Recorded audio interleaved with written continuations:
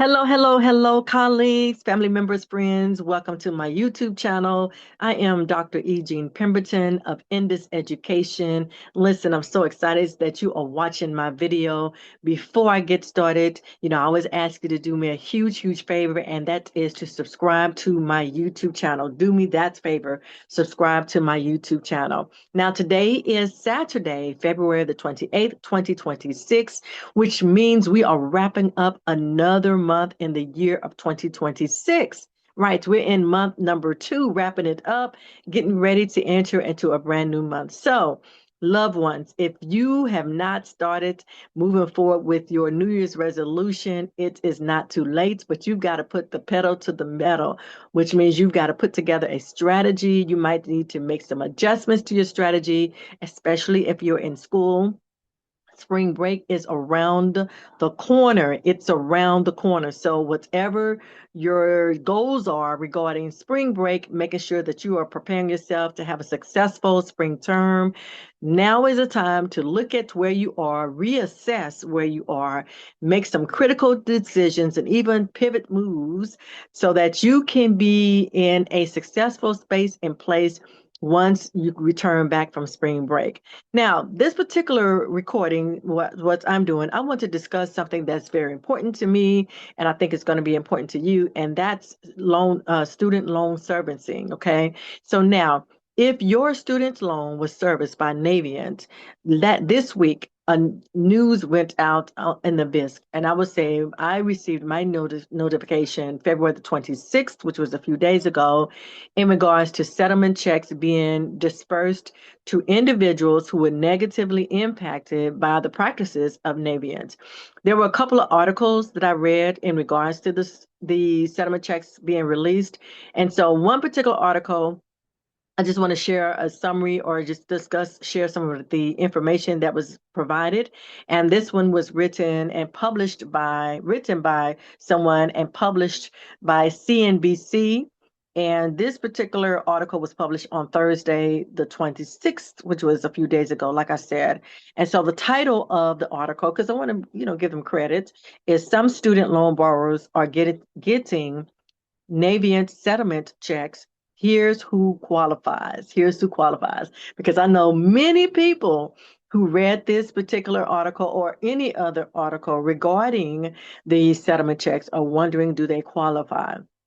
So let me share with you a key points that was, provided within the article. The first point that they provided, which was important, is that student loan borrowers who were steered into a forbearance by Navient in 2017 or earlier may soon get a check in the mail stemming from a settlement between the Consumer Financial Protection Bureau and the lender. Okay, so just think about that. I know a lot of people who were like me. You were in school, you were in college, you couldn't afford to do so. And unfortunately, scholarships, maybe you didn't apply for scholarships. Now, I was blessed to get scholarships, receive scholarships for my bachelor's degree and two of my master's degree. My MBA, I did apply for students loan, and one of my doctorate degrees I did as well. So, and I have provided a recording on the importance of paying on your student loan, not delaying it. Of course, if you're in school, typically if you're in school, you don't have to pay towards your student loans, but the rules have changed. So you want to pay attention and read up on the information in regards to student loans. Those new rules and regulatory standards will take effect July the 1st of 2026 this year. So you need to be fully aware of the expectations of the government in regards to you paying on your student loans as well as qualifications to earn student loans. Let me continue with the article. The second point that the article shares is that at least 100,000 borrowers could receive compensation from the agreement. That's what is being estimated. And then the third point, that's a key point that has been shared, is that the settlement is also a reminder to borrowers. You and I can be that way. Of course, I'm paying for school, so out of pocket. But it's a reminder to borrowers about how costly it can be to put your loan payments on hold. Now, the reason why, of course, unfortunately, this is happening and why the settlement is going through is because students were encouraged, or there were practices where students would delay paying towards their student loans, and when they delayed, their student loans went into forbearance. And unfortunately, when you go into forbearance, that impacts you negatively on your credit. It prevents you sometimes from being able to purchase a home, getting any other types of loans, or even if you're trying to get a car loan. And again, it's on your credit. So you don't want anything negative on your credit. You have to protect your credit. That's important. You must protect your credit, unless you are a billionaire, but even then, so you want to make sure you protect your credit. So that's the reason for this lawsuit. And again, now checks are being dispersed to those who qualify to receive. So now, if you want to know, if you're like me, I'm a reader. I want to investigate, find out, to read it for myself, the information.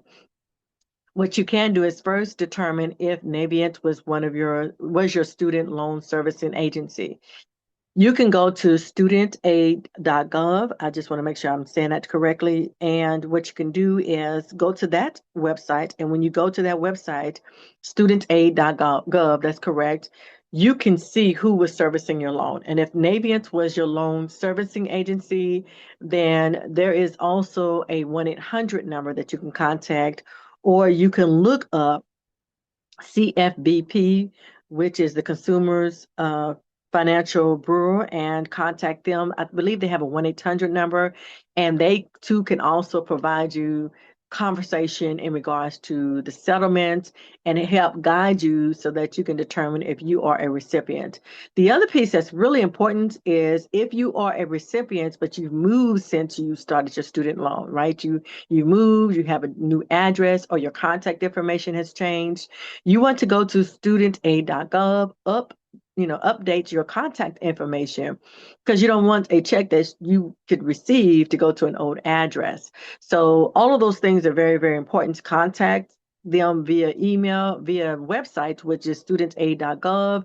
Go in, make sure your information is up to date, your contact information, your mailing information, because I think the checks are being mailed. So you just want to make sure that your address is updated. And then also, if you have questions, give them a call as well.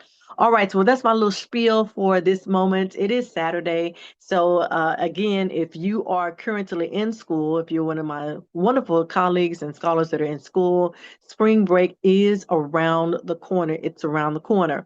So what you need to do is make sure that you are strategizing to prepare yourself as you're walking into spring break, so that when you get on the other side of spring break, you will have a successful spring term. That's going to be important. Also, as we talk about student loans, make sure that you're fully aware of what the expectations are when it comes to paying on your student loans. If you are making a decision to get a student loan, apply for a student's loan, then you also need to understand the stipulations and the changes that have been made that will go into effect July the 1st of this year. The other piece is there are so many wonderful scholarships out there.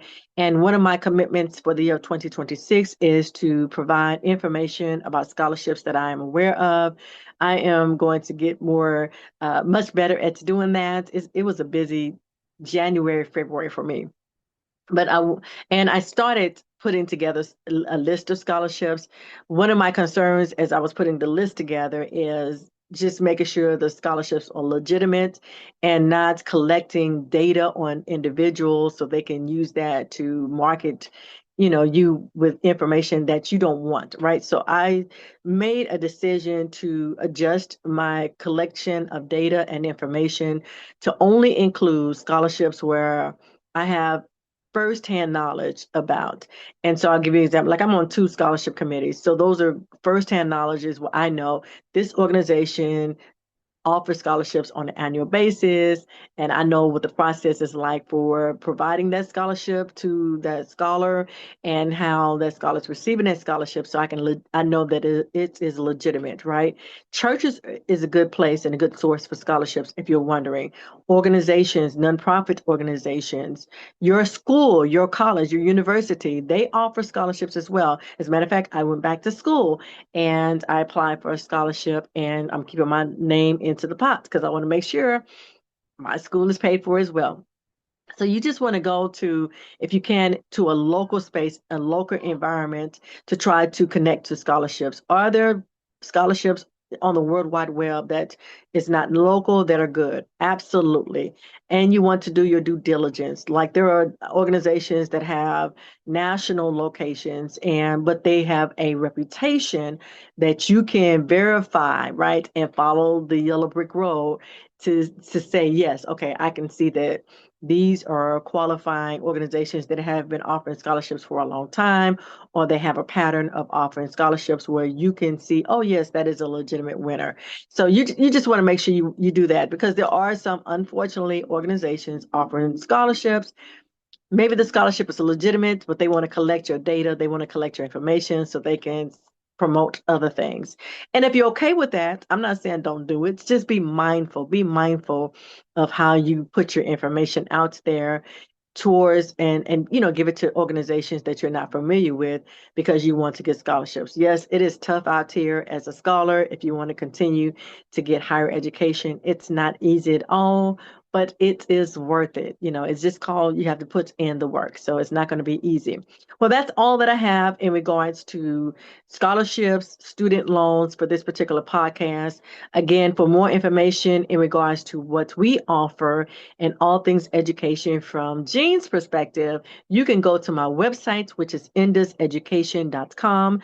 That's endaseducation.com. You guys have an amazing rest of your Saturday. Prepare for March. March is around the corner and time changes. So I wanted to make sure I put that in this video, and I'm going to try to do another video before time changes. But if not, time changes next weekend, so we will lose an hour. So you got to really, really put your life together, your life in order. Okay, everybody, that's it for me. You guys have a wonderful weekend. God bless.